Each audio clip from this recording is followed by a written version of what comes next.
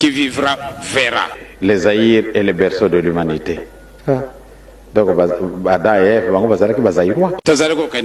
Qui vivra verra. Et quand je demandais à ces Américains quelle était la personne, quel était l'Africain le plus connu de la Bible, ils avaient beaucoup de mal à me répondre.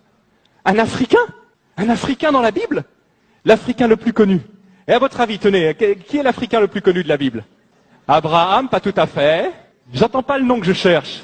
Noé, non, je pense pas qu'il était tout à fait africain. Adam, et si Adam était dans le jardin d'Éden, il était forcément un peu africain. Bon point pour toi, ma sœur. Moïse, né, grandi en Afrique. Qui vivra verra. Jésus et l'Afrique. Qu'est-ce qu'il y a à dire sur Jésus et l'Afrique? Est-ce que Jésus a un lien avec l'Afrique? Oui. Un lien qui, moi, m'a toujours beaucoup touché. Je ne sais pas si vous avez réfléchi à ça.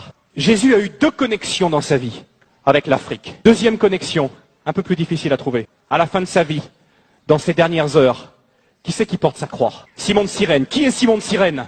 Un Africain qui vient de Cyrène, un homme, nous dit l'évangile de Marc, chapitre 15, verset 21. Ils forcèrent un homme revenant des champs, Simon de Cyrène. Toujours la méchanceté des gens.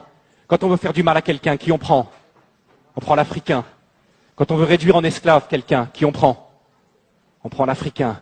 La méchanceté, toujours qui est là. Le soldat romain qui dit, hé toi là, allez, va porter la croix. Et qu'est-ce qu'il fait? Simon de Cyrène, il porte la croix de Jésus. Il fait ce que les disciples auraient dû faire. Il devient quelque part le symbole de nous tous qui portons la croix de Jésus aujourd'hui, qui marchons derrière lui. C'est un Africain qui fait ça. Et c'est curieux parce que l'évangile de Marc dit, ils forcèrent un certain Simon.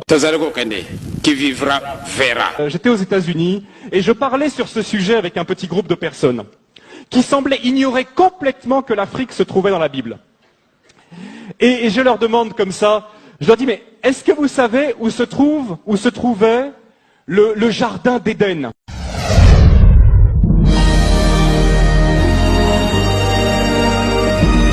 La vérité, écoutez Kalabele, la vérité. Les mensonges resteront toujours les mensonges. Qui vivra verra. Je voudrais vous parler du plan de Dieu pour l'Afrique. Et tout de suite, on va ouvrir un passage dans 1 Corinthiens 1, qui est un passage que j'aime beaucoup, et qui va nous servir de soubassement au message de ce matin. 1 Corinthiens 1, je lis au verset 26. 1 Corinthiens 1. Considérez donc